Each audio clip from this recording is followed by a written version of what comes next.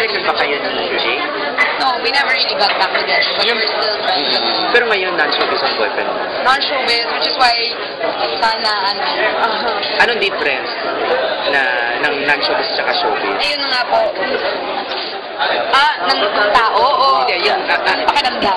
Anong difference na pagkakaroon ng non-showbiz at saka ng showbiz boyfriend? Mas ngayon hindi ko po alam, kung paano yung non-showbiz kasi bago pa lang. Gano'ng katagal? Hindi pa kami, actually, I mean, masaya ako, pero, I'm taking it slow this time, and in terms of yung mga dati, parang, kasi yun nga po, parang wala nang nagrespeto ng personal kong buhay. Siyempre, kahit na artista po ako, I made a commitment to, to share my life to the industry, but then, sometimes, like this time, he's not in show business, so I hope that they would respect that side of my life from now on, because nakakahiya naman sa kanya.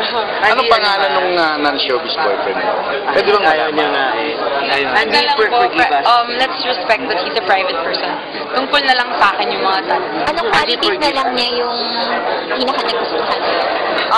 Simple lang siyang tao. Down. Sobrang, sobrang pareho kami, magkasundo kami in the shallow sense. But we can connect also in a very deep level. Something I thought I would never find again.